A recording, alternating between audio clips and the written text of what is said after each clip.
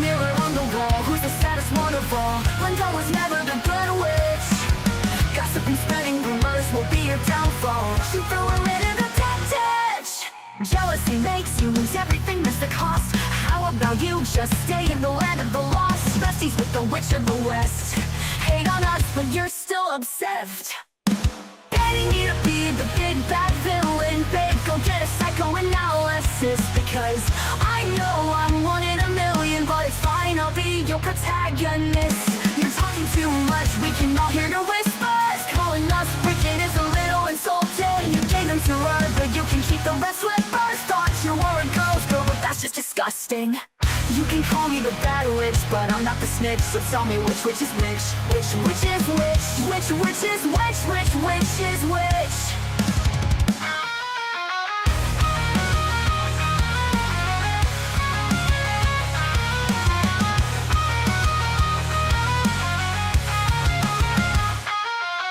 Mirror on the wall, who's the saddest one of all? Glenda was never the good witch.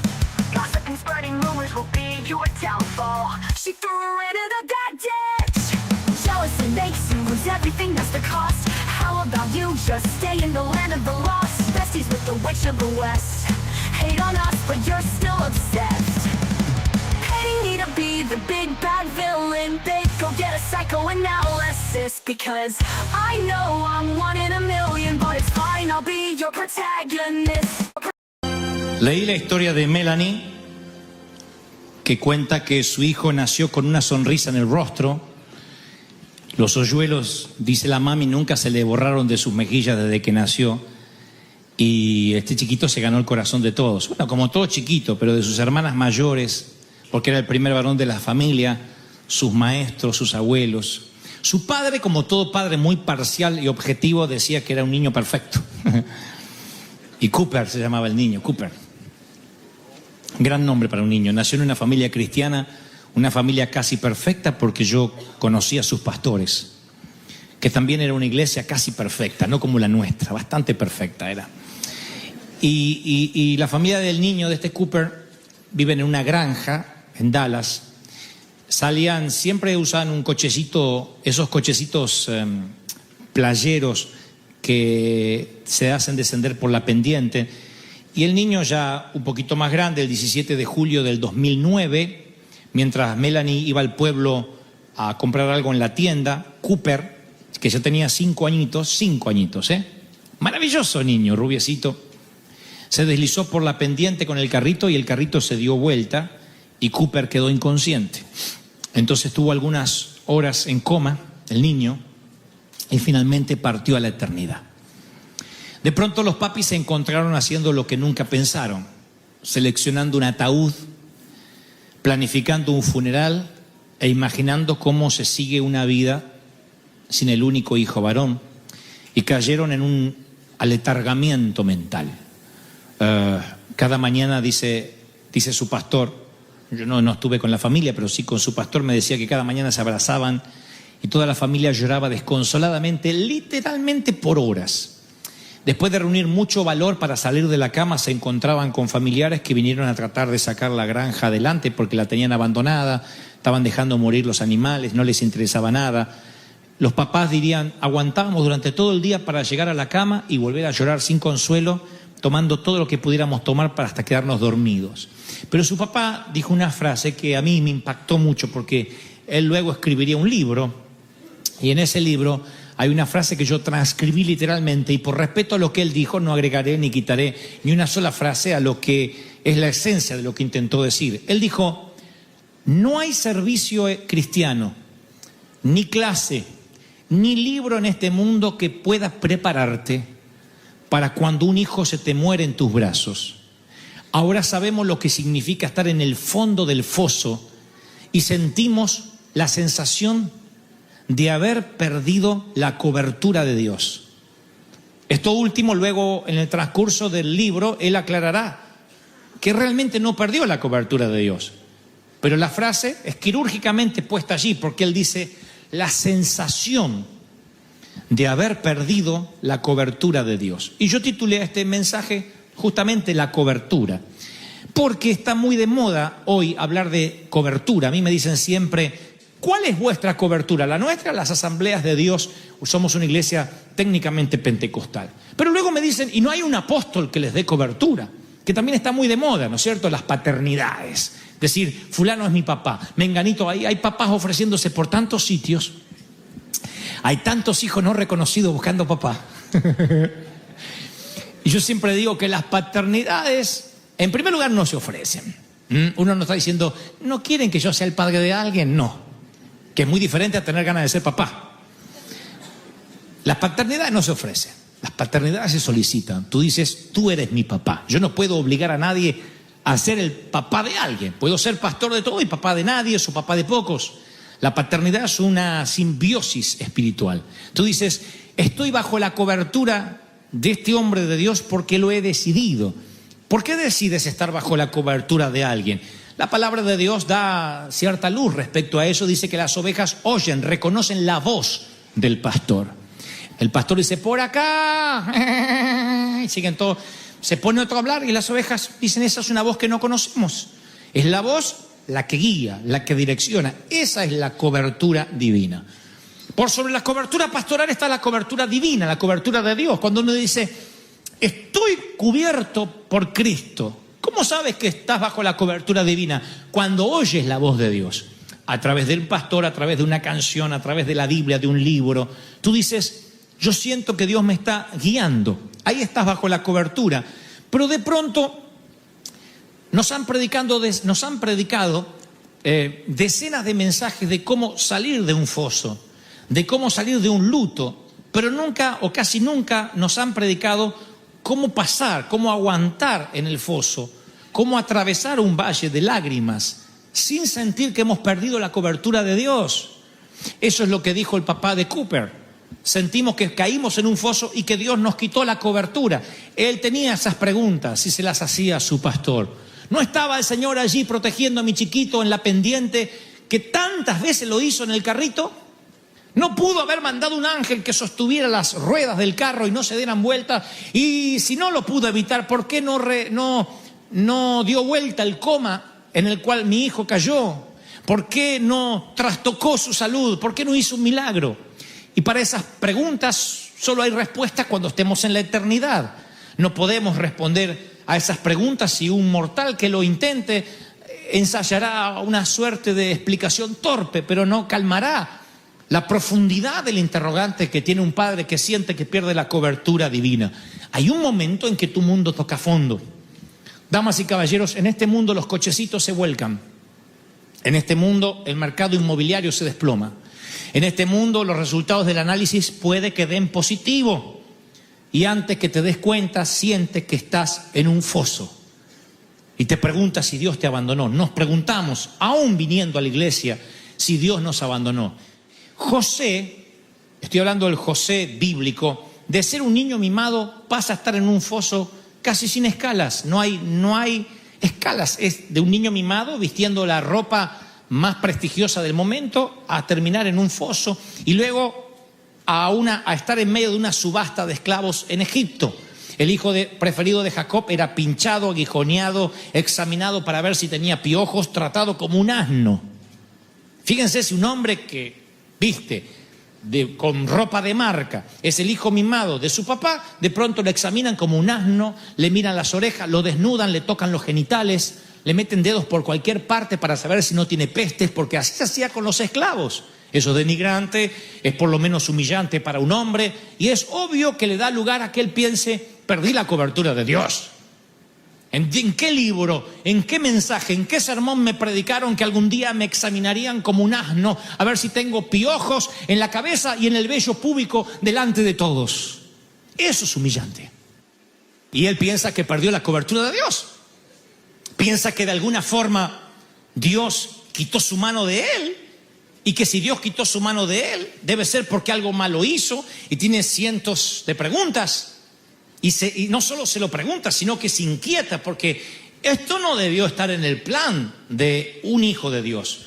Potifar, un oficial egipcio, lo termina comprando, no hablaba el idioma, no conoce la cultura, tenía todas las posibilidades en su contra, pudo nunca haber salido del foso. O sea, a ver si nos ponemos de acuerdo. José cae en un foso porque sus hermanos lo tiran ahí, hasta que lo venden a los esclavos, que era un grupo que pasaba por el sitio. Pero él, aunque salió del foso, el foso pudo nunca haber salido de su corazón. Hay gente a la que un foso les cambia su vida para siempre. Un solo foso le cambia, le redirecciona su vida, y ese foso puede llamarse, insisto, un funeral, una quiebra inmobiliaria. Hay gente que necesita una muerte para decir mi vida cambió, y hay otros que dicen no, yo no necesité una muerte, simplemente perdí mi casa, nunca pude reponerme a eso, vivo rentando, o lo que es peor, de prestado. Y nunca pueden quitarse el foso de su corazón. Ya no están literalmente ahí, pero no pueden dar vuelta a la página de su vida. Y yo he aprendido que cuando te cuesta, anótenlo para el Twitter de su corazón, que es la versión, átenlo a las tablas de su corazón moderna. Yo he aprendido que cuando te cuesta dar vuelta a la página, a veces hay que cambiar de libro. Me miran como diciendo, ¿y qué dijo? Si te cuesta dar vuelta a la página, a veces lo que hay que hacer es cerrar el libro y cambiar de libro. A veces queremos pasar de capítulo y Dios quiere cambiar completamente nuestra vida, tal como la conocemos. No es dar vuelta a la página, es literalmente cambiar de vida, cambiar de libro. Y para eso Dios puede valerse de un foso.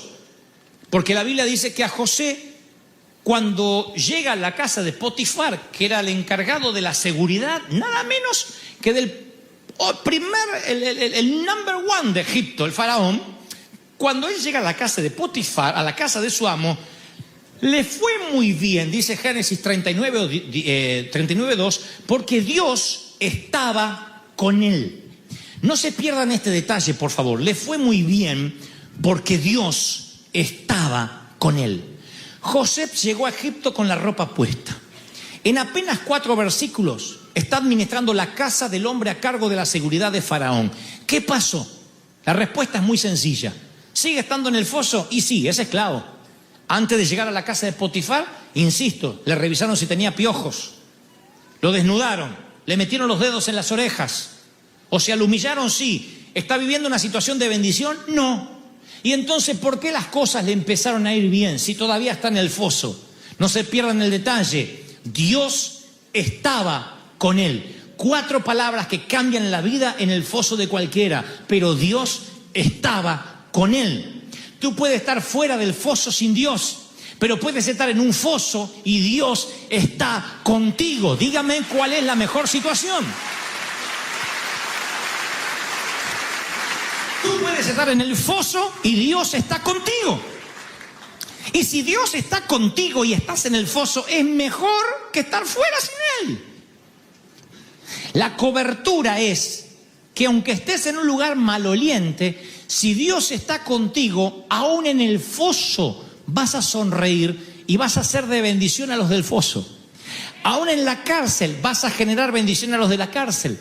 No dice que tener cobertura es ausencia de cárcel, ausencia de esclavitud, ausencia de foso y ausencia de potifares.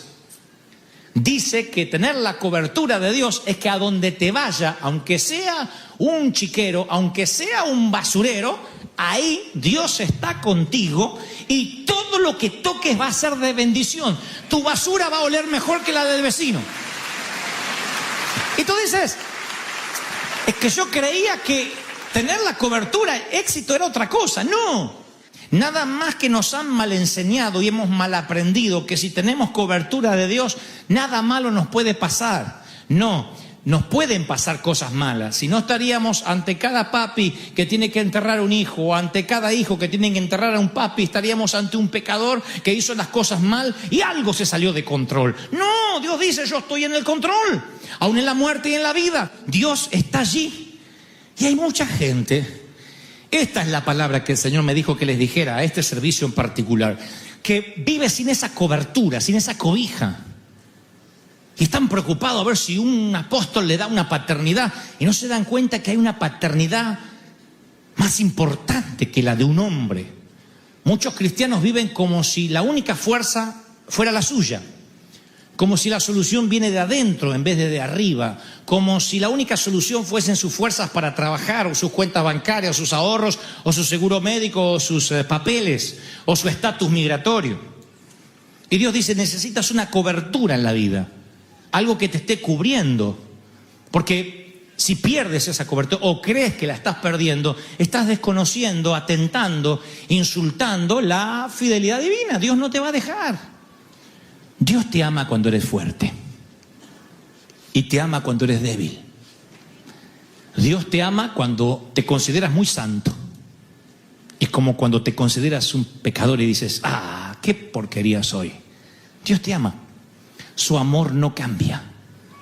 Pero somos nosotros los que nos recluimos, los que decimos, no, Dios no me va a amar de esta forma, no, Dios no puede amarme, porque si me amara yo no estaría en el foso. Moisés buscó a Dios en los fosos, siempre. Moisés prefirió ir a cualquier parte con Dios que a ningún lado sin Él. Cualquier parte con Dios, pero no quiero a ningún lado sin ti. Moisés se preguntaba, ¿cómo voy a proveer alimento para toda esta gente que me sigue? ¿Cómo voy a defenderme de los enemigos? ¿Cómo vamos a sobrevivir? Y terminó reduciéndose, su embudo se redujo a esto: si tu presencia no ha de ir conmigo, no nos quites de aquí. Yo sin cobertura no me muevo. ¿No es esta la mejor filosofía de vida que podríamos tener? Al tomar la decisión de movernos de iglesia, o de conseguir un nuevo empleo, de mudarnos de ciudad. ¿No debería ser la pregunta, quiero saber si Dios está conmigo en este negocio? Porque sin la cobertura de Dios no me animo a hacer nada. No me animo a emprender un negocio aunque tenga el dinero. No me animo a comprar aunque me sobre las finanzas. No me animo a renunciar aunque no aguante más. Necesito saber si en esta renuncia está la cobertura de Dios. Si no está la cobertura de Dios, yo no quiero estar en tus zapatos. Porque la cobertura de Dios, cuando te parece, no más que te parece que la pierdes, es una sensación de vacío. Es como que te quitan la red y eres trapecista. Y sientes que si te caes no te nadie te va a sustentar, nadie te va a soportar el peso. La pregunta es, damas y caballeros, ¿cómo hacemos entonces para sobrevivir en medio del foso? ¿Cómo pasamos el trance? ¿Cómo hacemos para que esa sensación que se nos fue la cobertura desaparezca y saber que Dios aún sigue con nosotros? Es mi experiencia de siempre, la he contado decenas de veces y la volveré a contar. Cuando mi mamá tiene el primer infarto hace muchos años, yo recuerdo lo que sentí mientras que conducía el automóvil hacia la clínica. Yo sentí que Dios me había dejado. Miren qué egoísta y qué petulante el flaco este. Resulta que mi mamá está en el mismo mundo que estamos todos y no puede tener un infarto porque si no es que Dios me abandonó. Así que, pero yo iba así y veía que todo alrededor estaba en cámara lenta. Yo veía a los demás, todo pasó a estar como caminaban sobre colchones. No puedo tener otra explicación más que esa. Estaban todos caminando sobre colchones de agua. Los médicos, cuando entré a la clínica, todo pareció relentearse y yo solo hablaba con Dios. Señor, ¿por qué? ¿Por qué mi madre? Y el Señor me decía una y otra vez, a los 7 años le quité un cáncer, te la devolví cuando eras un niño ganso de 35. ¿Todavía lloras por tu madre? Sí, pero mi mamá, y yo no podía entender. Dios empezó a hacerme entender que aún en los fosos la cobertura de Dios está. José se lo pregunta cuando lo revisan como un esclavo, se lo vuelve a preguntar en la casa de Potifar y luego en la cárcel cuando se olvidan de él. He perdido la cobertura, no me la quites. David peca y dice, he perdido la cobertura, no la quites. Moisés dice, no me quites la cobertura, no me muevas de aquí. Hombres desesperados porque sienten que Dios quitó la mano, pero Dios no la quitó. Es la sensación que sentimos de enfrentarnos al vacío y no tener las explicaciones racionales por qué ese vacío está delante de nuestros ojos. Entonces yo he aprendido que uno tiene que reclamar, confiar en esa cobertura divina. ¿Cómo? Siendo más esponja que piedra. Porque tú pones una piedra en el océano y solo se bañará por fuera, por dentro sigue igual, pero pones una esponja y absorbe el agua. El océano penetra y altera la esencia de la esponja. Así que la pregunta es, en el foso, ¿qué vas a hacer? ¿Resistir o recibir? ¿Escuchar a Dios en el foso? ¿Qué me quieres enseñar con esto? No puedo cambiar, yo no haría los planes así si fuera Dios, pero no soy Dios. Así que, ¿qué quieres enseñarme? Tú puedes endurecer el corazón como piedra o ser una esponja. A tal punto que donde José iba, las cosas le iban bien. Los corazones de piedra nunca salen del foso. Los corazones que se endurecen nunca salen del foso. O lo que es peor, el foso nunca sale de sus corazones. Y tú dices, oh, por Dios, Dante, dime cómo resistir entonces en el foso. No puedo decírtelo yo, te leeré la Biblia tal como el Señor lo dijo. En Hebreos 13:5 Él dice, nunca te dejaré, jamás. ¿Saben lo que es jamás? ¿Qué es jamás? Jamás, jamás, jamás. Bueno, pero si uno peca, jamás. Bueno, pero si me porto mal, jamás. Pero si mato a mi suegra, jamás. En el griego este pasaje tiene 5 negativos. Dice, no, no. No te dejaré, no lo haré, no te abandonaré, no.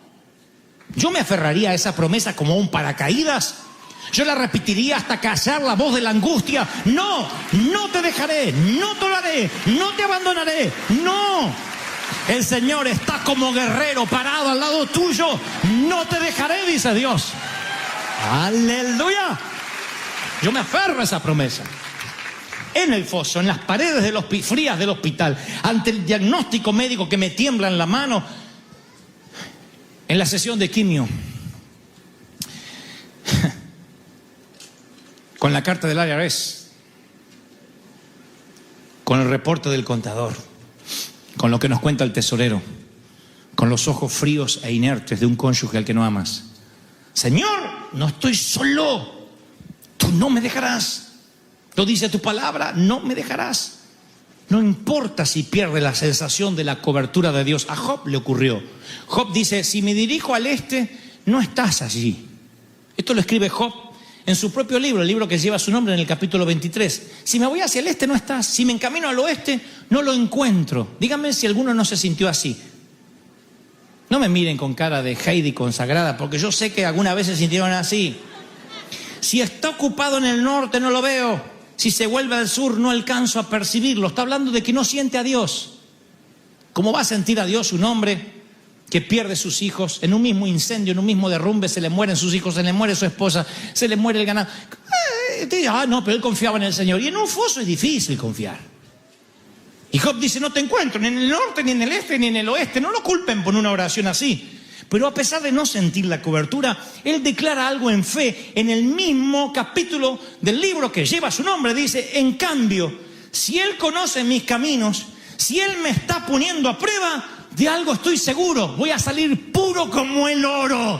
Dios me pondrá a prueba y voy a salir. ¡Aleluya! ¿Cuántos reciben esta palabra? La cobertura está sobre ti y eso es innegable. Pero claro, si el vuelo está bueno, Dios está allí. Si el vuelo se mueve mucho, la cobertura está haciendo interferencia. Si la salud está bien, Dios está sobre ti. Si la salud está mal, algo está mal. Y yo he aprendido que ya está, Dios es fiel, independientemente de lo que yo haga. ¿Y cómo debo orar? Te preguntas, te diré cómo. Golpea la mesa, clama, grita, paséate por toda la casa orando.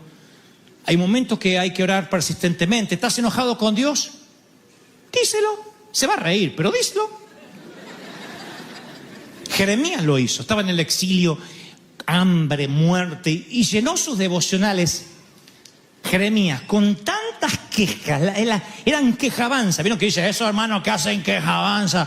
Eso Dios no lo quiere. Pero Jeremías, hombre de Dios, se quejó tanto que a su libro le puso Lamentaciones.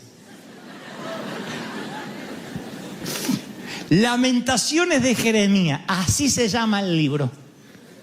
Lamentaciones. Y a nosotros se nos pasa por alto. No son las bendiciones, los agradecimientos de Jeremías. Son lamentaciones. Me cercó por todos lados, no puedo salir. Has hecho pesadas mis cadenas. Aun cuando clamé, Dios cerró los oídos a mi oración. Qué rabia que tiene. ¿Por qué el Dios dejaría que esto estuviese incluido en la Biblia? Porque los Salmos 142 dice, delante de Él expondré mi queja, delante de Él manifestaré mi angustia. hay angustia que hay que manifestar, porque si no la manifiestas a Dios, pueden pasar dos cosas. Que se la manifiestes a un hermano y eso nunca es de bendición, porque lo que arrojas es basura, el otro nunca te va a resolver nada. O lo que es peor, que te lo tragues.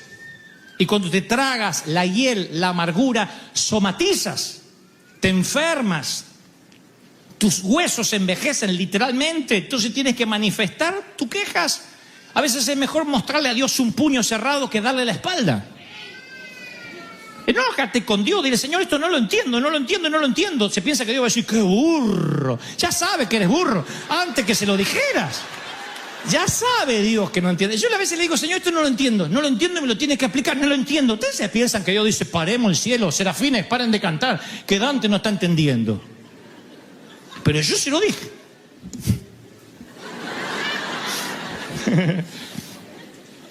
San Agustín decía, cuán hundidos están en el foso aquellos que ni siquiera claman por salir. Porque algunos literalmente se dejan estar, bajan los brazos y dicen, ya está, ¿para qué? ¿Ya qué? Ya está, ya no tengo más solución. ¿Cómo ayudas a una persona así?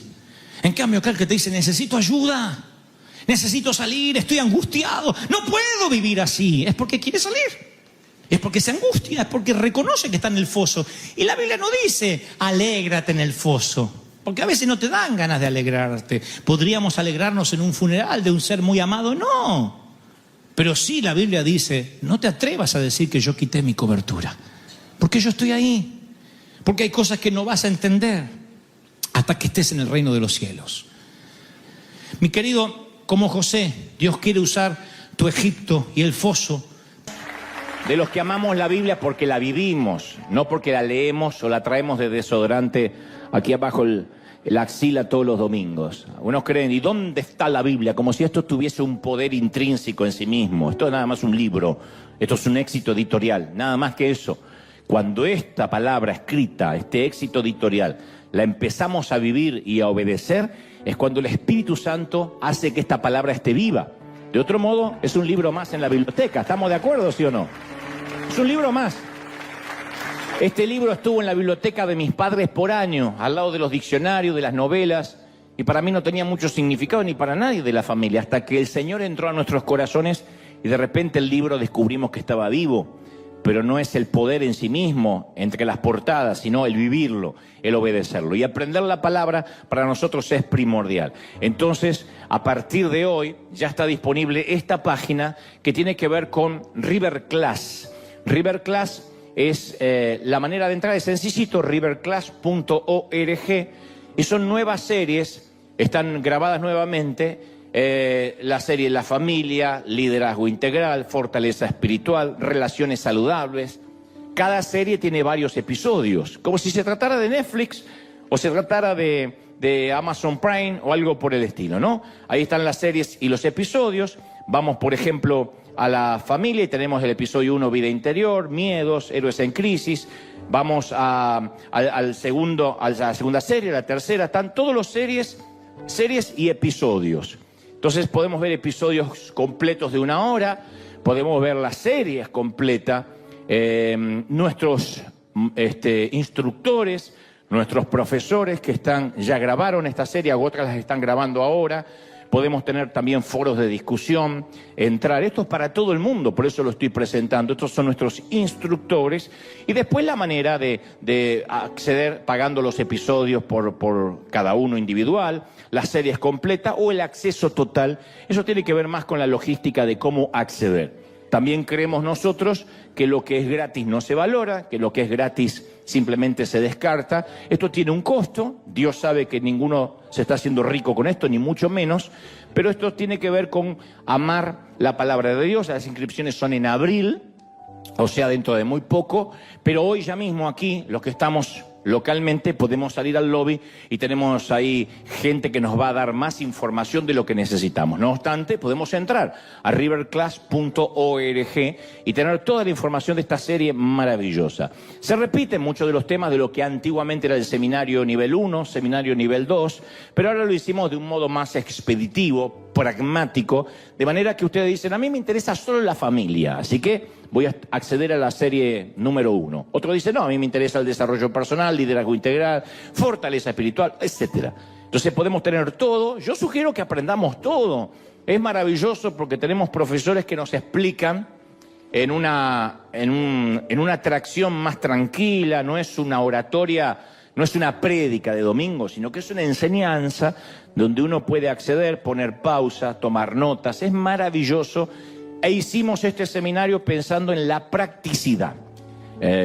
Por cierto, no es un seminario teológico de manera explícita, donde vamos a aprender el Apocalipsis, quién escribió las cartas, las epístolas, no porque eso esté mal, sino porque en este caso nuestro llamado es que todo sea muy práctico y aplicable a la vida diaria. Entonces hicimos todas estas series aplicables a la vida diaria, como si escucharan mensajes del domingo durante la semana, para trabajar, para lidiar con los hijos, para el matrimonio, para la familia, para el futuro. Así que lo recomendamos ampliamente. Esto se lanza oficialmente hoy, la página ya está online y la pueden acceder desde cualquier parte del mundo. Dicho esto, y antes de transmitirte lo que creo Dios me dijo que diga, cada vez que yo regreso de un viaje les cuento el chisme santo de cómo me fue. Y además de eso, la gente que estuvo presente en estos shows, en estas conferencias, siempre espera el saludo nuestro, así que estuvimos en toda la frontera, recorriendo todo Texas, toda la semana. Salimos el lunes y el martes me presenté en McAllen. Yo no sabía que había tantos hispanos en McAllen. De hecho, no estoy subestimando la ciudad, ni mucho menos, pero me sorprendió mucho, sold out, tuvimos absolutamente en las 3 ciudades que estuvimos esta semana. Ni sabía que tenían un teatro así, díganme si no es el Dolby Theater, donde se entregan los Oscars, que alguna vez estuvimos también aquí en el corazón de Hollywood. Es hermoso el sitio, parecía que estábamos en un acuario gigantesco, y McAllen nos recibió también con un lleno total, muchísima gente que cruzó la frontera, que llegó desde México, y los locales, obviamente, que estaban desde muy temprano y tuvimos una conferencia maravillosa. Y toda la gente de McAllen, muy amorosa, nos recibieron con un cariño. Se escucha música tejana hasta en el baño de los aeropuertos. Mira qué lindo, mira, maravilloso, una conferencia 2 horas 20, donde reímos, donde lloramos, donde fue mucha gente que no conocía al Señor, inconversa, invitados, me consta, muchos católicos, muchos judíos, ortodoxos. Se me acerca una dama y me dice, yo soy testigo de Jehová. Y le digo, está bien, yo no vi el accidente, pero también podría ser testigo. Un chiste malo, pero lo quería meter en alguna parte. Y se reía la señora. Le digo, no, está bien, eres muy bienvenida, esto es para toda la gente, crean lo que crean, tengan los dogmas que tengan. Fue una noche maravillosa, esto fue McAllen. Al día siguiente nos fuimos al Paso, también en Texas. El Paso, un sitio maravilloso que cuando uno llega en el avión parece que está en pleno desierto. Y después tiene un downtown, un centro muy bonito, un lugar muy colonial. En algunos momentos me sentía en la serie del Zorro de Gay Williams, porque tenía eso, ese marco colonial, ese marco, diría casi español, que no se suele encontrar mucho en los Estados Unidos. Verán que el hotel también, dicho sea de paso, era español, pero el teatro tiene todo ese marco europeo. Fue maravilloso, esto fue El Paso. Así que fue una corrida durante toda la semana. Tomamos casi 6 aviones para poder hacer combinaciones y estar en todo Texas, que es uno de los estados más grandes de los Estados Unidos, ustedes lo saben. Finalmente teníamos que terminar en Houston. Houston fue maravilloso porque tiene este gran coliseo, un sitio que alberga muchísima gente, que nos parecía también extraño que se pudiera llenar. Y efectivamente tuvimos un lleno absoluto, llegaron gente de todas partes de los Estados Unidos. Houston es un sitio muy neurálgico, muy importante, y toda la gente que estuvo allí presente se dio cita desde muy temprano. Un tránsito feroz, como todas las grandes ciudades.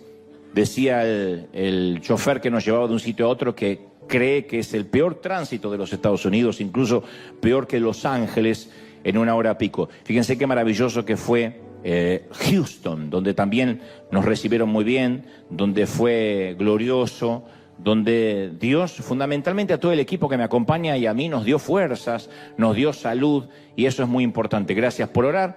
Para terminar la gira de Estados Unidos en 2 semanas, justo la semana de Easter, no voy a faltar aquí el domingo, pero en la semana anterior me toca nada más que nos queda Charlotte, North Carolina y Atlanta. Y después de eso ya nos vamos para el resto de América y Europa, pero gracias por orar, gracias por sostener. Ese es el Chisme Santo, gente del Paso, McAllen y Houston. Dios los bendiga. Y nos vemos en Argentina el 11 de abril. El 11 de abril allí en el Movistar Arena. Muy bien. ¿Estamos listos? Dicen conmigo, ¿estoy listo, sí o no? Muy bien. Estaba leyendo hace poco de un caso psiquiátrico muy particular. Un doctor estaba tratando a 3 pacientes en una institución justamente psiquiátrica de Michigan. Una historia real, por cierto, no es una anécdota inventada o un chiste. Estos pacientes, estos 3, sufrían delirios de grandeza, megalomanía. Es un desorden muy frecuente, se diría casi un argentinismo. Resulta que estos 3 hombres padecían de un síndrome muy particular. Cada uno de ellos creía que era Jesucristo y sufrían el famoso complejo mesiánico. Cada uno se sentía el Mesías. Y durante varios años este doctor en Michigan hizo que los 3 individuos vivieran juntos, comieran juntos, durmieran juntos, y todas las tardes tenían una sesión de terapia grupal, juntos obviamente. Y durante una de las terapias uno de los hombres gritó: yo soy el verdadero Mesías, yo soy el verdadero enviado de Dios. Y el otro replicó: mentira, yo soy el verdadero enviado de Dios. Y el tercero dijo: ya basta de pelear, que yo recuerde nunca he enviado a ninguno de los dos. Este era el que estaba peor todavía, ¿no? Y parece un chiste, pero lamentablemente aquel doctor no tuvo éxito con sus intentos de convencer a aquellos hombres que ninguno de los 3 era Dios. Estaban atrapados en esa realidad invertida en la que pensaban que eran el centro del universo, el tapón del océano, la última Coca-Cola del desierto, aunque en realidad eran 3 farsantes que aspiraban al trono real, ¿no? Y aunque parezca un cuadro, solo un cuadro de psiquiatría, somos muy propensos todos a adorar falsos dioses o a equivocarnos en la adoración. La idolatría no es uno de los muchos pecados, sino el gran pecado, del cual se desprenden todos los demás. Todo comienza siempre con la idolatría. Así estemos bregando contra el sexo, con la adicción al sexo, la adicción a la mentira, la adicción al crimen, inclusive a cualquier pecado que nos parece horrendo. La raíz, si comenzamos a escarbar debajo de la superficie de cualquier lucha que estemos enfrentando, vamos a descubrir que debajo de todo siempre hay un Dios falso. Mientras ese Dios, en minúscula, no sea destronado y el verdadero Dios no ocupe el lugar que le corresponde en nuestro corazón, no vamos a alcanzar la victoria. La idolatría no es una cuestión, es la cuestión de fondo. Es el tema medular. Hay 100 millones de síntomas diferentes, pero la patología siempre termina siendo la idolatría. Te lo voy a demostrar en los próximos minutos, porque uno inmediatamente dice: no es mi caso. Cuando Moisés recibe los mandamientos de Dios, los 10 mandamientos, el decálogo, en el monte Sinaí, el primero de ellos fue: yo soy Jehová tu Dios, que te saqué de la tierra de Egipto, de la casa de servidumbre. No tendrás dioses ajenos delante de mí. En Éxodo 22. No tendrás dioses ajenos delante de mí. Entonces, cuando Dios promulgó este mandamiento, la gente estaba muy familiarizada con muchos dioses. Los egipcios tenían dioses locales para cada distrito. Cada uno tenía su diferente dios. Y Dios estaba harto, el Señor estaba harto de estos dioses, estas imitaciones burdas, de estos dioses sustitutos. Así que le dice a la nación de Israel que haga pedazos el panteón y cancela toda la actividad de otros dioses. Él se aseguró que comprendieran que Él era el único Dios verdadero. Y tal vez estés pensando ahora, bueno, te agradezco por la lección de historia, pero esto no tiene mucho que ver conmigo, hoy el mensaje no me va a tocar mucho. Después de todo, en la actualidad no hay mucha gente que adore a muchos dioses. Más bien nos parece que la gente de hoy no adora nada, ni a nadie. Yo, sin embargo, te voy a demostrar que la lista de nuestros dioses es más larga, es más ecléctica que la de ellos, es más amplia que la de los egipcios, que la de los hebreos. Y por el simple hecho de que les demos otros nombres, no dejan de ser lo que son, dioses. Los tenemos. Puede que no tengamos, qué sé yo, el dios del comercio, el dios de la guerra, el dios de la agricultura, el dios del sexo, el dios de la casa, pero sí tenemos docenas y docenas de otros dioses. El gran tema es que no los identificamos como dioses, por dos razones muy puntuales a saber. En primer lugar, nuestros dioses hoy no tienen el clásico atavío religioso, necesariamente. Y en segundo lugar, podríamos estar adorando algo que intrínsecamente no es malo. O sea que en sí mismo no es algo necesariamente malo. No digo adoramos la lujuria necesariamente. Puede ser la familia, que ocupe nuestro primer lugar, la profesión, el oficio, el ministerio.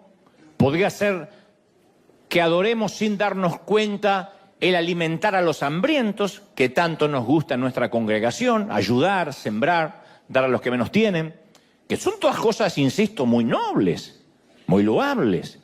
El problema radica, como viene Dios hablándonos las últimas semanas, que apenas algo ocupa el lugar de Dios, se transforma en un ídolo, sustituto. Cuando algo o alguien reemplaza a Dios en nuestras vidas, entonces esa cosa o esa persona, por definición, se convierte en nuestro Dios. Entonces, cuando Dios le dio a Moisés los mandamientos en el monte Sinaí, el pueblo esperaba abajo y Moisés se tardaba mucho y el pueblo se impacientó. Moisés estaba arriba del monte hablando con Dios. Y el pueblo, que tenían algo de sangre hispana, dicen los teólogos, no aguantaban. Entonces se reunieron el oro que todos tenían, la billutería que algunos tenían, lo echaron al fuego e hicieron un becerro de oro para adorar. ¡Qué ironía! ¡Qué ironía! Porque en el preciso momento que Dios le hablaba a Moisés acerca de no tener otros dioses, el pueblo estaba dándole forma a un nuevo Dios. En el monte Moisés hablaba con Dios y en el llano la gente hablaba con un Dios, bueno, hablaba. El Dios no puede responder, el Dios con minúscula, pero adoraba a un Dios pagano. El Salmo 106, 19 relata, en Horeb hicieron un becerro y se postraron ante un ídolo de fundición. Cambiaron al Dios que era el motivo de su orgullo por la imagen de un toro que come hierba. Ustedes dirán, pero qué gente ridícula, ¿no? No fue un buen trueque cambiar al Dios poderoso por un toro que come hierba, la imagen de un toro. Cambiaron al Creador por un Dios de su propia creación. Y me pregunto, ¿será que nosotros somos muy distintos? Quizás reemplazamos en un momento sin darnos cuenta a Dios por el sueño americano. Al principio llegamos a este país como inmigrantes, y esto va para los hispanos que vivimos en la Unión Americana. Los que viven en América Latina, de México hasta Tierra del Fuego, aguanten un poquito, que esto va para nosotros. Al principio llegamos como todos para estar un poco mejor, para tener una mejor calidad de vida, lo cual es muy noble. Y después nos fuimos envolviendo en tarjetas de crédito, en préstamo, en hipotecas. Y nuestro Dios empezó a hacer, sin darnos cuenta, el tener un buen crédito, un auto, una casa soñada, que no está mal en sí mismo. Pero a veces se empieza a cambiar el organigrama de nuestra vida, por una profesión, por una carrera que nos demanda el día entero y ya no tenemos tiempo para orar, para buscar a Dios. Leer la Biblia es un artículo de lujo. Por un equipo de fútbol, hay gente que tiene la idolatría por un equipo de fútbol que tampoco está mal. Yo me gusta hacer porras por Argentina, especialmente cuando gana tantos campeonatos y llega a las finales. Pero a mí me ha sorprendido mucho a gente que cae en la depresión si su equipo pierde. Es una locura. Siempre decimos es fútbol, nada más que fútbol, o lo que sea, cual sea el deporte que te agrade, es nada más que un deporte.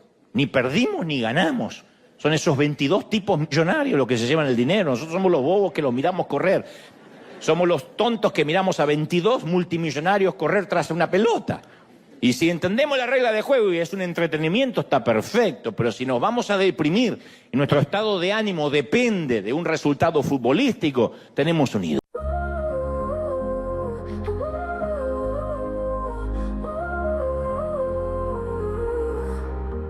Morning kiss, soft and sweet, a new day's bliss. Midnight bliss, underneath the moon, soft kiss. Hold me tight, in the dark you're my guiding light. Can't resist, in your arms everything feels right. Ah, in every touch my heart ignites anew. My love, there's no more fight. You are a star, in the world you're the brightest spark, shining bright, illuminating every darkened night. In my heart, with you lost I won't go on. All the night, in your embrace I take flight. Ooh, in your light I find my way. Every moment I want to stay. Whisper close, soft secrets that only we know. Feel the glow, in your presence time moves slow. Touch my soul, your love's the fire that makes me whole. Let it shows, together let our true selves unfold. On Hulu, every whisper all our story told. In your eyes, my heart's been sold. You are a star, in the world you're the brightest spark, shining bright, illuminating every darkened night. In my heart, with you lost I won't go on. All the night, in your embrace I take flight. Oh baby, with you every day feels right. In your love I find my light. Stay with me, let's dance under the moonlit sea. Just be free, in your arms I find my plea. In your light I find strength, I find my might. I believe in this love we're meant to be. Ooh, in your light my dreams take flight. With you everything feels right.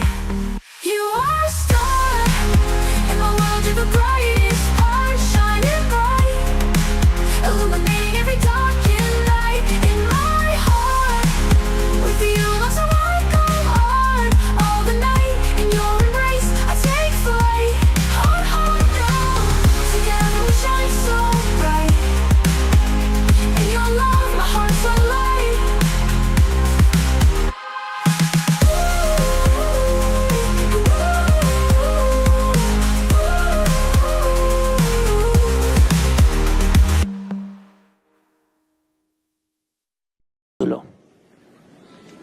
Otros tienen una adicción a un cuerpo bien modelado y le dedican horas y horas al gimnasio, a las dietas y hasta las cirugías estéticas. Está mal cuidar el templo del espíritu. Nota que nada de lo que te estoy diciendo está mal en sí mismo, intrínsecamente, no está mal. El tema es cuando tu obsesión, nuestra obsesión es el cuerpo. Y broncearlo y estirarlo y vestirlo con las mejores marcas y vivir en el gimnasio. Cuando la obsesión pasa a ser el cuerpo, es porque estamos descuidando el alma y el espíritu. De alguna forma modelamos nuestros propios becerros de oro, nuestros toros que comen pasto. Y Dios afirma una y otra vez, dice, no te hagas ningún ídolo, ni nada que guarde semejanza a nada. No te inclines delante de ellos ni los adores. Yo, el Señor tu Dios, soy un Dios celoso. Esto está en Éxodo 24. No es Moisés diciendo que le parece que Dios es celoso. No es Abraham diciendo, conocí a un Dios celoso. En primera persona Dios dice, uno de mis adjetivos es que soy celoso. ¿Quién reconocería de nosotros que somos celosos? Nos da vergüenza decir que tenemos celos. Pero Él es que es el Rey de Reyes, el libertador, el que se llama a sí mismo el proveedor, el sanador, el redentor. La lista continúa. Entre todos los nombres de Dios hay uno que parece extraño. Hasta suena como una debilidad. Y que además es el atributo más subestimado por todos nosotros, sus hijos. Digo el más subestimado porque no se componen canciones acerca de los celos de Dios. Decimos Jehová Jireh, Jehová Nisi, Jehová Shalom. Pero no decimos que Jehová es celoso. Porque lo tomamos como que bueno, ese día el Señor no tenía un buen día y se le escapó un defecto. Pero Dios es perfecto. Dios dice, yo soy un Dios celoso. Entonces, a ver, a priori, en principio suena un Dios mezquino. Hasta inseguro. ¿Cómo es que Dios es celoso? Tal vez no quiso decir eso, habría que ver las traducciones originales. Las traducciones originales dicen yo soy fuego consumidor y celoso. Y no es que después se ablandó porque se puso viejito. Nosotros envejecemos, Dios no. Suena, cuando dice yo soy celoso, suena a ese noviecito posesivo que alguna vez tuviste, que no te dejaba hablar con nadie y te controlaba los textos del celular. Que dijiste, me saco a este parásito de encima porque me va a hacer la vida imposible. A eso suena. No digo que lo sea, a eso suena. De hecho, los psicólogos afirman que los celos son emociones que a veces no podemos controlar y que debiéramos tener bajo control. Que hay que gestionar esas emociones de inmediato y eliminar esa emoción en la medida de lo posible porque es insana para cualquier relación. Entre padres e hijos, entre pareja, es una relación insana entre amigos. Y los psicólogos señalan que los celos por lo general suelen partir de dos premisas, miedos infundados o inseguridades. Si tienes una pareja celosa, tiene miedos infundados o inseguridades. Que te controla, que desconfía de ti. Detrás de todo eso siempre hay un trastorno emocional muy serio. Por eso, insisto, suena extraño que Dios diga, yo soy celoso. Además, uno dice, a ver, ¿y qué razones podría tener Dios para ser celoso? ¿Acaso no le pertenece todo? ¿Hay algo que pueda competir con su poder? ¿Con su grandeza? Por supuesto que no. Pero Él es celoso de nuestro corazón. Y no porque sea inseguro, sino porque nos ama demasiado. Nos ama demasiado como para compartirnos. Si amas, sabes que tus celos son sanos porque no quieres compartir a quien amas demasiado. Dios quiere una relación que sea exclusiva. Porque sea Dios y porque no tenga inseguridades y porque no compita con nadie, no necesariamente dice, bueno, búscame cuando tengas ganas, yo soy como el 911, a lo mejor no me usas nunca, pero voy a estar ahí. Soy como ese seguro de vida o ese seguro médico. Si te enfermas, ahí voy a estar. No, Él dice, yo quiero una relación exclusiva, comprometida.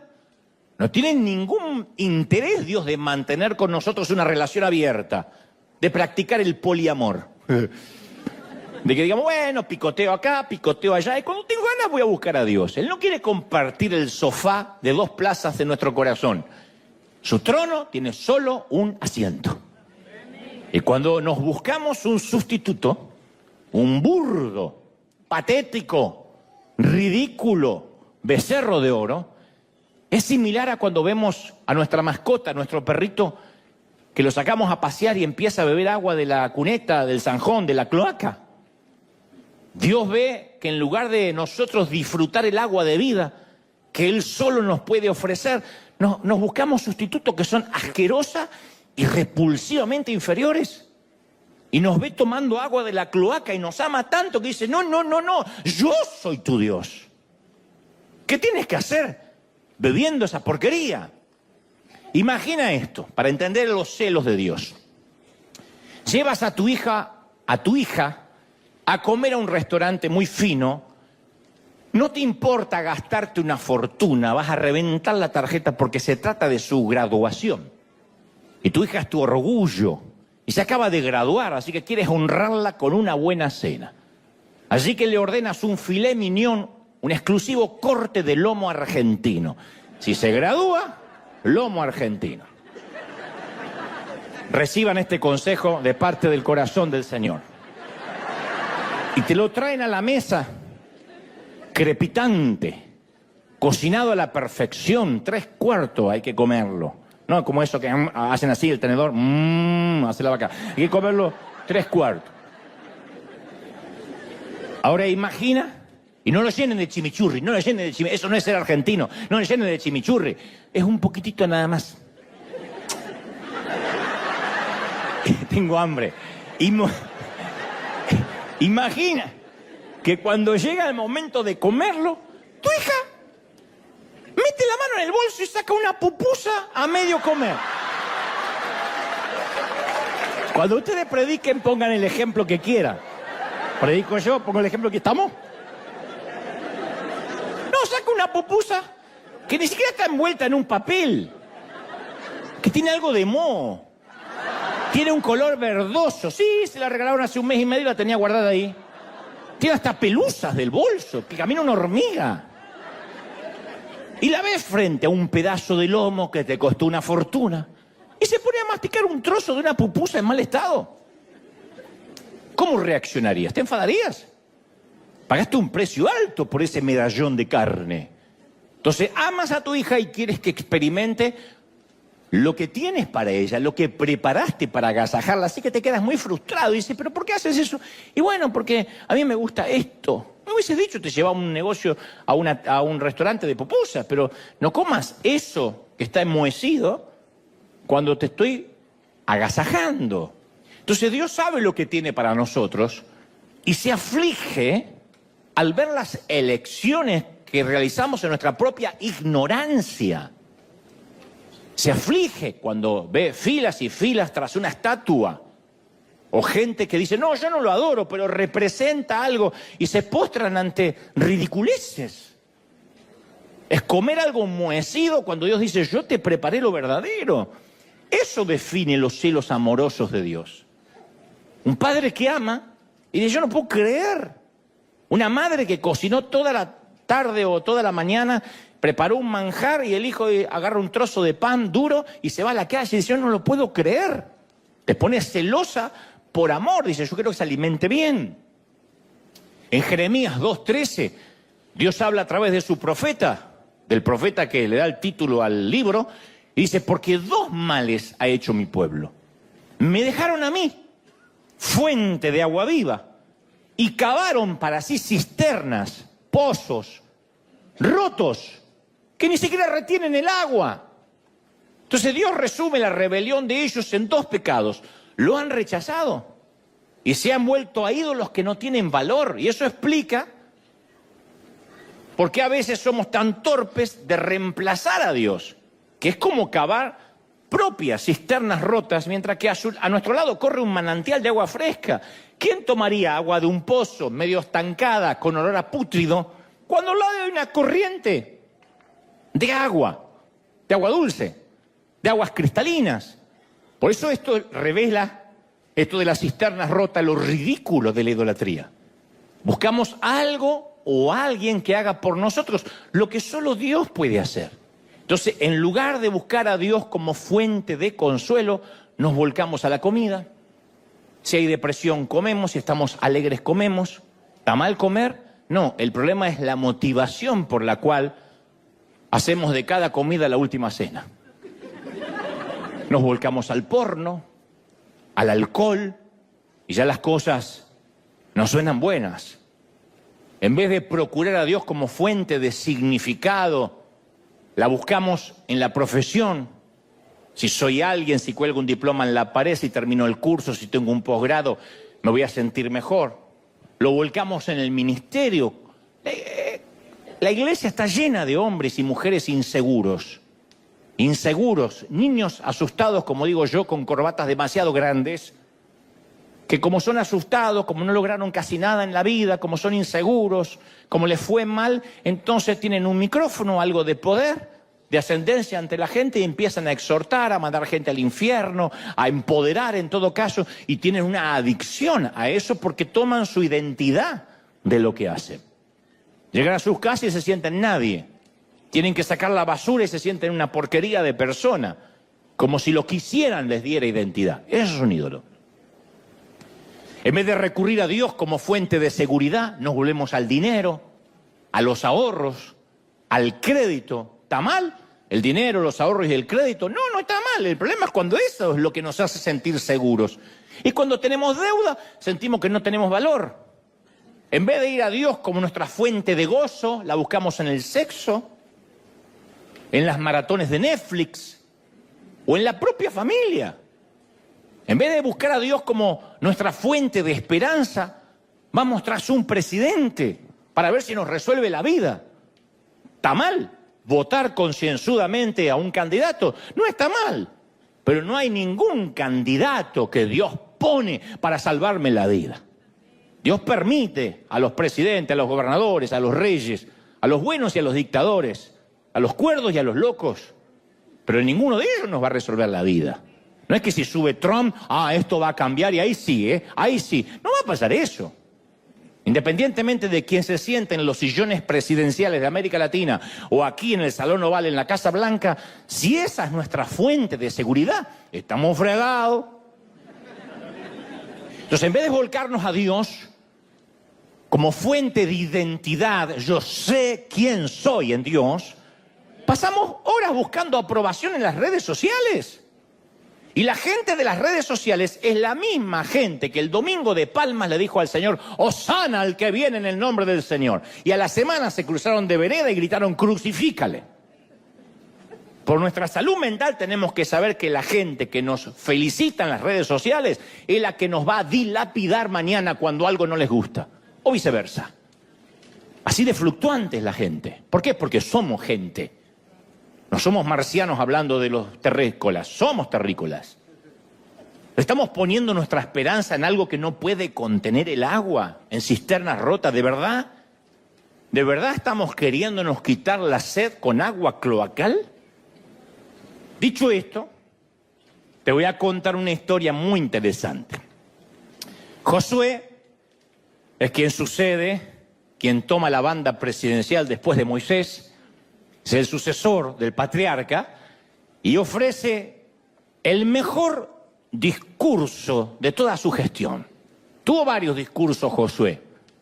Comandante, un hombre de guerra, de batalla, que sabía decir las cosas correctas en los momentos oportunos, pero este, a mi criterio, es el mejor discurso jamás dado por este gran estratega, por este gran estadista llamado Josué. Aparece en el capítulo 24 del libro que lleva su nombre, el versículo 14, y dice, por lo tanto, ahora ustedes, decídanse, entréguense al Señor y sírvanle fielmente. Desháganse de los dioses de sus antepasados, esos que adoraron al otro lado del río Éufrates y en Egipto, y solo sirvan al Señor. Si a ustedes les parece mal servir al Señor, bueno, democráticamente elijan ustedes mismos a quién servir. O a los dioses que sirvieron sus antepasados del otro lado del río Éufrates, o a los dioses de los amorreos en cuya tierra ahora están habitando. Pero por mi parte, en lo que a mí respecta, yo y mi familia serviremos al Señor. Yo y mi familia serviremos a Jehová. ¿Por qué es el mejor discurso, a mi humilde criterio? Porque no da vueltas, porque es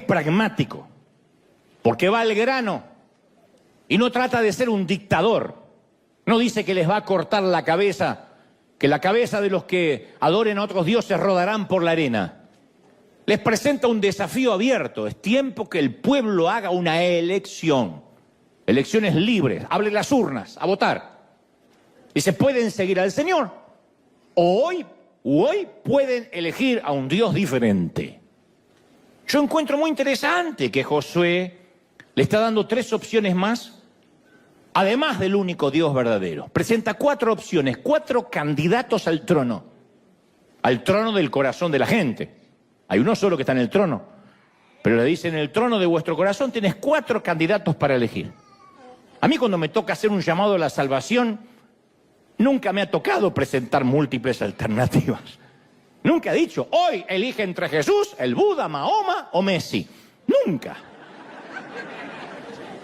Pero Josué, a pesar de que es un comandante en jefe de las Fuerzas Armadas del pueblo hebreo, un general acostumbrado a dar órdenes, sabe que es necesario que hoy tengan una elección democrática y vayan a las urnas a elegir. Claro, porque él sabía lo que luego todos aprendemos, que no se puede obligar a nadie a repetir una oración y arrastrarlo al reino de Dios por la fuerza. Diga conmigo, repita conmigo, le tomamos los datos y ya está dentro. No funciona así. Se trata de un corazón que realmente sabe lo que está eligiendo, de un sendero que cada individuo debe escoger a expensas de desechar otros caminos. Dios no comparte su trono con nadie. Entonces así lo expone Josué. En principio, le dice al pueblo que tiene 4 opciones y lo desglosa de esta manera. Número 1, sigan a los dioses de sus antepasados, del otro lado del río, del sitio donde una vez salieron. Número 2, sigan a los dioses que luego se encontraron en Egipto, cuando fueron esclavizados tantos años. Número 3, sigan a los dioses de la tierra que ahora habitamos. Número 4, como yo, sigan al Dios verdadero. Escuchando esto uno puede pensar: bueno, gloria a Dios que nosotros no tenemos ese problema. No adoramos a los dioses egipcios, ni a los dioses locales, ni a los dioses del otro lado del río. Pero tengamos en cuenta que cada categoría tiene un momento y un lugar en la vida. Puede que con el paso de los años esos dioses se vistan y luzcan diferentes a los del tiempo de Josué, pero las categorías hasta la fecha siguen siendo las mismas.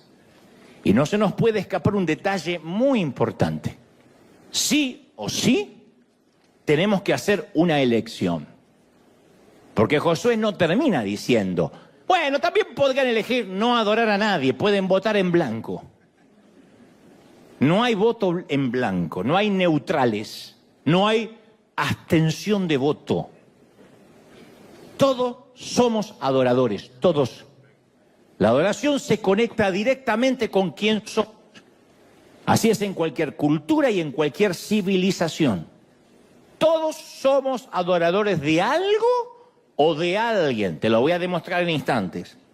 Donde quiera que uno vaya, vamos a ver a la gente que ya eligió a qué o a quién adorar. Y nosotros tenemos que elegir, porque eso está escrito en nuestro código genético. No podemos decir: yo no adoro a nadie. En ese sentido estoy muy equilibrado. No hay votos en blanco. No hay abstención de votos. Podemos ir a lugares donde, o sitios donde la gente tiene a sus ídolos tribales de la vieja escuela. Rituales, sacrificios, sea una virgen, un santo, una estatua, una imagen. Y ver esas grandes procesiones que parece increíble verlas en el siglo XXI. O podemos ir a las ciudades más modernas y ver que también se inclina ante altares de poder, altares de placer, de finanzas. En el fondo siempre es lo mismo. La gente elige a sus dioses y les lleva sus ofrendas, olvidando que ellos mismos son las ofrendas. Alguien dijo que lo opuesto a creer, lo opuesto a la fe, no es el ateísmo, es la idolatría. Lo opuesto a creer no es no creo en nada, crees en otra cosa o en otro alguien. En otras palabras, todos vamos a adorar a algún Dios, por eso tenemos que elegir esta mañana, tarde o noche, conforme cuando me estén viendo. Fuimos creados para ser adoradores del mismo modo que los pájaros fueron creados para volar y los perros para ladrar y las suegras para estorbar. Fuimos creados para eso. Es lo que hacemos. La pregunta es, ¿quién o qué será el objeto de nuestra adoración? ¿Quién o qué? Entonces, la vida nos va a presentar infinidad de posibilidades de elección.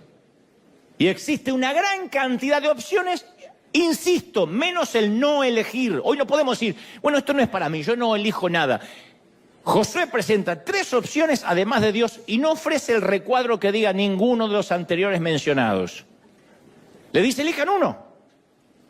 Y si ubicamos esta disyuntiva dentro de un contexto moderno, alguien podría levantar la mano y decir, bueno, todo bien, Josué, pero la verdad que con este tema de la adoración a mí me excede porque yo no soy religioso.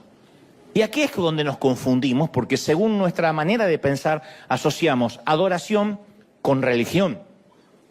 Pensamos que la adoración tiene que ver con atuendos, rituales, alguna caminata, algún santo. No, el problema está en la mala comprensión de lo que es la adoración.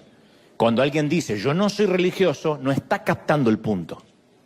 Si eres miembro de la raza humana, con mente, cuerpo y emociones, entonces eres un adorador. Yo soy un adorador y tú también.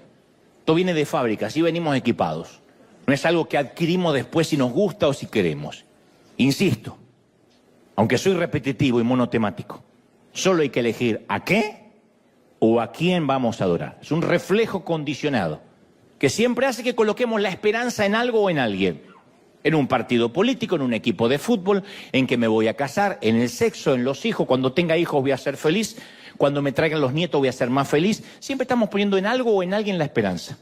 Porque eso es lo que hacemos los seres humanos, como respirar, comer, pensar. Identificamos lo que deseamos y hacemos sacrificios para alcanzar la meta. Desde el momento que nacimos y nos dieron leche, estamos persiguiendo algo que creemos que va a satisfacer nuestro apetito. Y el resultado final es que nuestras vidas comienzan a tomar la forma de aquello que más nos gusta. Lo que elegimos adorar nos moldea, define nuestro futuro. Así que como hay un montón de chiquititas que quieren parecerse a Taylor Swift y se visten igual que ella y se tatúan igual que ella, así hay un montón de gente que quiere parecerse al jugador de fútbol, al actor, a su padre, a su tío, a su pareja. Empezamos a parecernos al Dios que adoramos. Por eso es que cuando uno adora al verdadero Dios, cada vez más se refleja la gloria de Cristo en nosotros, porque nos empezamos a parecer cómo respondería Jesús, cómo actuaría. Por eso Josué nos habla todo cuando dice, elijan ustedes a quienes van a servir. No es solo adorar, a quien adoras, sirves. O sea, es una decisión intencional. De otra manera, cuando dice yo me abstengo, porque eres cabezón, dice yo sí me abstengo, te vas a dejar llevar y te vas a encontrar adorando dentro de un templo, hablo en términos metafóricos, al que nunca elegiste entrar conscientemente, pero ahí estás postrado, sufriendo con el crédito, sufriendo con la cuenta bancaria, con la casa que no logras. Algún Dios sin darte cuenta vas a adorar. De manera que Josué llama al pueblo a elegir y le señala, insisto, 4 opciones. Son como 4 puntos cardinales, como norte, sur, este y oeste. Ninguno está cerca del otro. Cada uno lleva una dirección diferente a las otras. Opción 1. Number 1. Ah, mi inglés está... tiembla Maldonado. Number 1. Los dioses de nuestros padres. Dice Josué, los dioses que tus antepasados adoraron al otro lado del río Éufrates. Los antepasados de Abraham adoraban los dioses de esa región. Entonces, en todo el área de la Mesopotamia había un dios para casi cualquier propósito que te puedas imaginar. Tenían 3 deidades cósmicas, 3 otras que eran astrales, toda una sarta de dioses, una diáspora de dioses con sus correspondientes demonios, porque cada dios tenía su némesis. No hay Spider-Man sin... ¿cómo se llama? Abraham había salido de una sociedad que creía que tales dioses los bendecían o no. De hecho, la Biblia nos dice específicamente que el papá de Abraham era un adorador de ídolos, un adorador de imágenes. Ahora Josué quiere saber, ¿van a recurrir a los dioses de sus padres? Y todavía es una pregunta válida, esto no es una lección de historia. ¿O criamos a nuestros hijos en la fe que tenemos o en su defecto los criamos en la fe que no tenemos? Pero no hay neutralidad. Como uno cría a los hijos, no hay neutralidad. O los criamos en la fe que tenemos, o los criamos sin la fe que no tenemos. Hoy en día muchos padres deciden criar a sus hijos sin un género asignado. Fíjense qué locura. Desde su nacimiento, alegando que quieren alejarse de los estereotipos que exige la sociedad. Entonces se educan a los hijos con neutralidad sexual. Esto avanza a pasos agigantados, no es un grupito. Esto hay decenas de miles. Consideran a sus bebés con género abierto, independientemente de su genitalidad, para que ellos elijan el sexo de su preferencia cuando estén listos para hacerlo. O sea, a los 5 años, a los 8 años, a los 10 años. Hay profesores trans, hay maestros trans que desde el kinder, desde el jardín de infantes, desde la primaria, le dicen, en ejercicios prácticos, pueden besar a un compañerito y después a una compañerita y después escriben qué sintieron.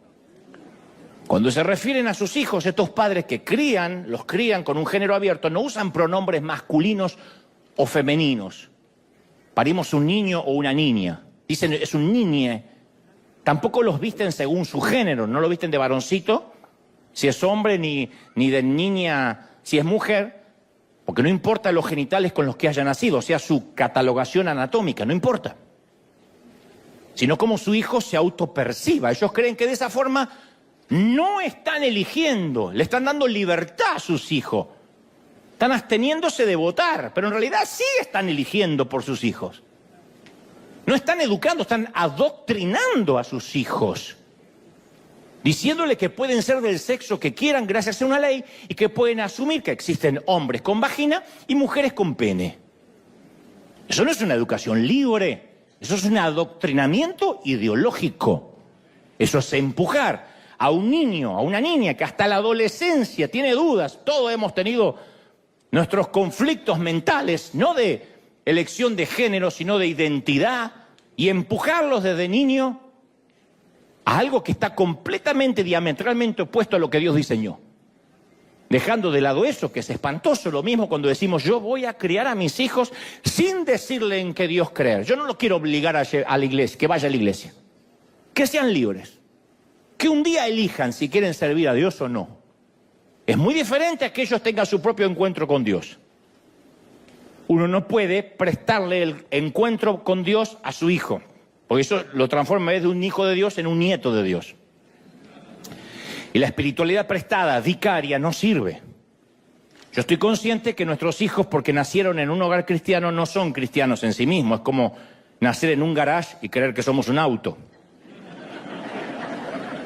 Yo sé que van a tener que tener su propio encuentro con Dios. No obstante, o lo criamos, instruimos al niño en su camino para que de grande no se aparte de él, o decimos, no, yo prefiero que decida él. Y sin darnos cuenta en nuestros hogares, levantamos un ídolo y le enseñamos a nuestros hijos en quién o en qué creer, quién o qué es digno de nuestra adoración y quién no lo es.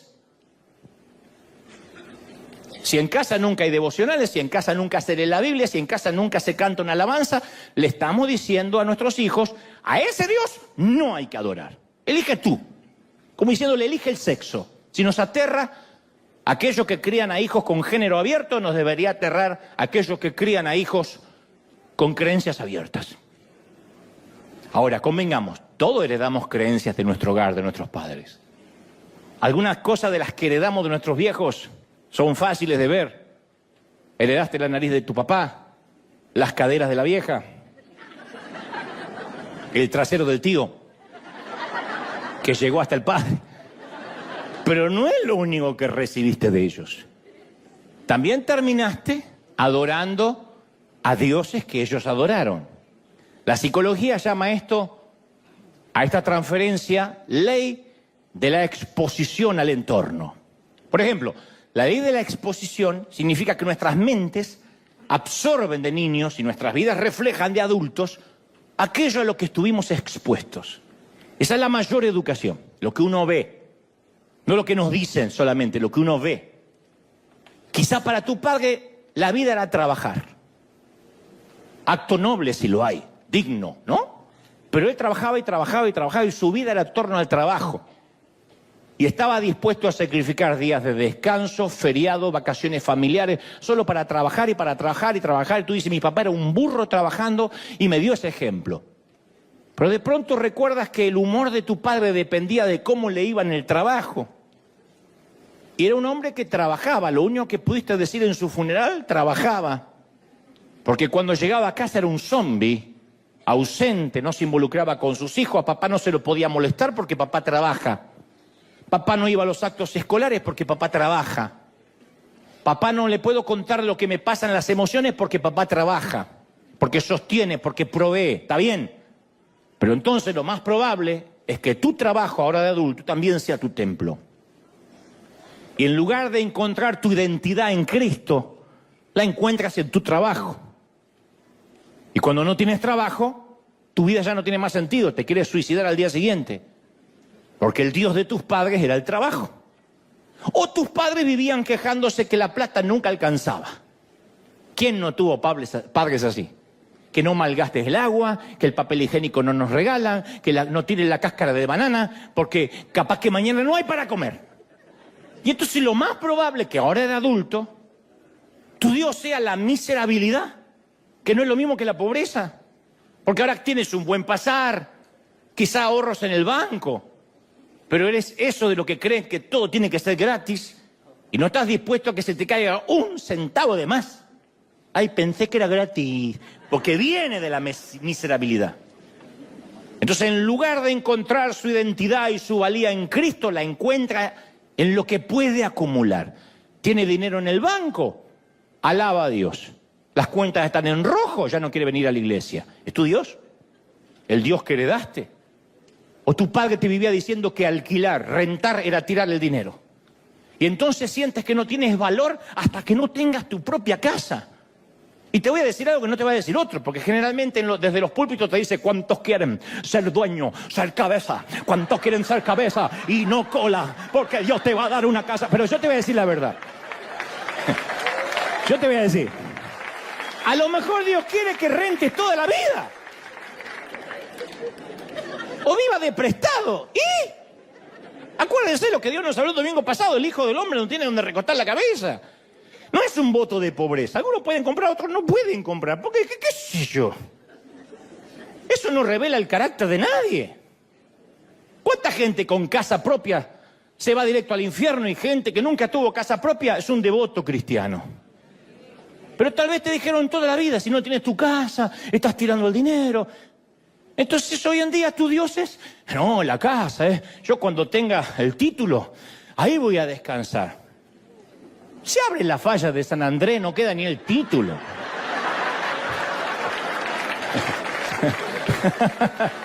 O tal vez, o los incendios de Santa Ana. Tal vez tu mamá se preocupaba y hasta se obsesionaba por mantener las apariencias. ¿Recuerdas crecer en un hogar donde todo tenía que estar perfecto, impoluto? Porque si llegan visitas, ¿qué dirán? No dejaba que salieras al comprar el pan si no te peinabas y ella se aseguraba que tuvieras cada cabello en su lugar. No sea que te cruces con la vecina y piense que soy una madre descuidada. Lo más probable es que ahora de adulto adores la apariencia. Y en lugar de encontrar tu identidad en Cristo, la encuentras en la vestimenta que llevas y en lo que la otra gente piensa de ti. Entonces hay un montón de ejemplos. Tu padre adoraba los deportes. Cuando jugaba no sé quién, no se lo podía molestar porque era como Moisés recibiendo las tablas en el Sinaí. Adoraba el dinero, la cerveza, el alcohol. Tu madre adoraba ir de compras, adoraba los hijos, la moda. Piensa en cuáles cosas se te pusieron delante en el lugar donde creciste. Porque el camino más natural del mundo es adoptar los dioses de nuestros padres. Y Josué dice, ¿quieren seguir a los dioses de vuestros padres? ¿O van a elegir al verdadero Dios? Opción 2. Los dioses de nuestro propio pasado. Dice, los dioses que adoraron en Egipto. Ya no habla del lugar donde nacieron sus padres, sino los que ustedes adoraron en Egipto. Josué menciona específicamente los dioses de Egipto, que no eran ya los dioses de los padres, sino los dioses de su propio pasado que nunca se fue. Porque al igual que la Mesopotamia, los egipcios tenían un panteón de deidades muy diverso. Les encantaba mezclar en las figuras partes del cuerpo humano con parte de los animales. Lo habrán visto en los libros de historia. Tenían un tal Horus, dios del delta, que tenía cuerpo humano con una cabeza de halcón. Hathor tenía el cuerpo de una vaca y la cabeza de una mujer. No dije nada. Ustedes dicen... ¿Están esperando que yo agregue algo más? No, yo llego hasta ahí, hasta el bordecito y ¡epa! Y me vuelvo. Tengo años en este oficio. Pero eso eran los Transformers mutantes del antiguo mundo. Los egipcios tenían sus dioses populares, pero además adoraban a todas las cosas, al sol, a las tormentas, a la luna, a las estrellas. Y los hebreos tuvieron tantos años esclavos ahí que no había manera de no absorber esa cultura que los rodeaba. Así que cuando Moisés condujo al pueblo a la libertad, algunos de ellos no abandonaron los dioses que adoptaron en Egipto. Ezequiel 27 dice, a cada uno les ordené que arrojara sus ídolos detestables, con los que estaban obsesionados, dice Ezequiel. Y que no se contaminara, y usa una palabra muy singular, con esos malolientes ídolos de Egipto. Porque yo soy el Señor su Dios. El Señor dice, apesta tu ídolo. Así les dijo. Y este tipo de ídolos malolientes representa aquello del pasado, ya no del Dios de los padres, sino aquello de nuestro pasado que no queremos dejar atrás y que de algún modo persiste. Yo recuerdo hace algunos años, muchos años, fui a buscar empleo allá por el año 91 a una importante compañía de instrumentos musicales y todo dependía de esa entrevista. Me puse mi mejor traje de entonces, me perfumé en cantidad industrial y acudí a la entrevista de trabajo con mi mejor versión, la que podía tener en ese entonces. Pero antes de entrar a la tienda, que estaba en una peatonal muy famosa en Buenos Aires, en calle Florida, tuve que atravesar un parque que era un campo minado de estiércol de perro. Y sin darme en cuenta, cuando entré a la oficina del gerente, un aroma nauseabundo impregnó toda la oficina, superó mi perfume. Y el gerente dice, espere, y empezó a abrir las ventanas hasta que se dio cuenta quién era la fuente del olor. Y yo miré con horror mis zapatos y comprobé que había dejado huellas de excremento animal sobre la alfombra en toda la oficina de quien me iba a contratar. Entonces, este es el punto, que muchas personas se hacen cristianas, invitan a Jesucristo a entrar a sus corazones, a tomar el trono de su vida. Todo es fantástico hasta que captan un olorcito, algo que han traído bajo la suela. Algo que huele, pero que no huele bien, que más bien apesta. Algo que debió haber sido destruido tiempo atrás, pero que de alguna manera te acompañó en la caminata. Está bien, fuimos limpiados minuciosamente. Entonces, ¿por qué todavía a veces llevamos colgado eso del zapato? Porque son convertidos que aún conservan los viejos deseos, algunos viejos hábitos. Han invitado a que el Señor sea el único Dios de sus vidas, pero aún le siguen prestando atención a esos antiguos dioses. Este es el desafío que muchos enfrentamos a algunos de nosotros. El problema no es seguir a Jesús, el problema es que intentamos seguirlo, como dije el domingo pasado, sin dejar algo sucio atrás. Y cuando uno intenta seguir a Jesús con algo sucio, eso va a superar cualquier perfume de alabanza.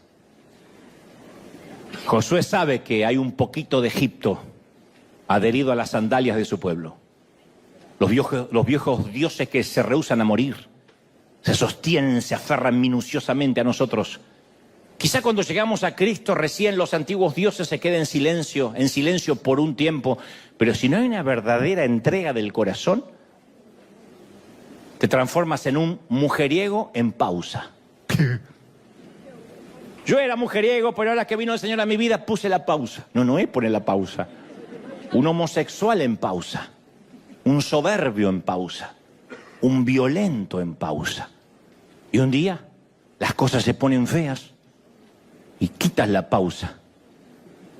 Y el monstruo sale otra vez y los dioses te vuelven a gobernar, porque nunca cambiamos de vida, solo pusimos en pausa esa parte de nuestra personalidad. Así que aunque hayas elegido al Señor en el pasado aceptando a Cristo, el desafío que hoy te presenta Josué es elegir a quién vas a servir hoy. Y si vas a limpiarte la suela de los dioses del pasado. La opción 3, los dioses de nuestra cultura. Dice, o elijan a los dioses de los amorreos en cuya tierra ahora habitan. Los dioses no solo estaban en casa de papá, ni la tierra de la cual salimos, sino en la tierra de la cual hoy habitamos. La tercera opción de los recién llegados. Estos eran dioses más encubiertos, no se apreciaban a simple vista. Los israelitas ahora vivían en un pueblo muy diverso, muy parecido a lo que ocurre en nuestra sociedad. Había muchos grupos étnicos, dioses distintos, y había sacrificios, rituales sexuales, todas esas cosas. A algunos israelitas los sedujeron, porque estos dioses tenían la ventaja de estar jugando en su propia cancha, eran dioses locales, eran parte de la cultura. Y nosotros también luchamos con dioses que son parte de la cultura. Claro, si hoy nos dijeran que siguiéramos a un dios de la fertilidad, de la prostitución en el templo, lo rechazaríamos, porque no encajan en nuestra época. Pero para aquella gente la adoración a estos dioses estaba tan inmerso en la cultura que era lo normal. Era como los que escriben insultos, cristianos que escriben insultos a otros ministerios en las redes. Es normal. No hay más temor de Dios en mucha gente. Tendríamos muchos defectos en la iglesia legalista en la cual me crié, pero no nos atrevíamos a tocar jamás a un ungido, no sea que esté luchando contra Dios. Y hoy en día van a ver ustedes un montón de bocas sueltas diciendo vas a arder en el infierno, apóstate, basura. No solo conmigo, con cualquiera que no les agrada. No sé si eso viene de la cabeza, de lo que aprendieron o de la cultura. Las redes me dan impunidad, me dan anonimato y digo lo que quiero del presidente, del actor, de la entrega de los Oscars y del culto. Si no me gustó, insulto y total. Pecado es lo que se dice, no lo que se escribe. Y de la abundancia del corazón escriben los dedos. Entonces, ¿será posible que tengamos ídolos que no reconocemos porque está tan integrado a nuestra cultura que nos resultan normales, lógicos y hasta orgánicos? Pablo le escribe a Roma en Romanos 12:2 y dice, no se amolden al mundo actual, sino sean transformados mediante la renovación de la mente, así puedan comprobar cuál es la buena voluntad de Dios, agradable y perfecta. Entonces tenemos ídolos que nadie supo predecir. Te cuento.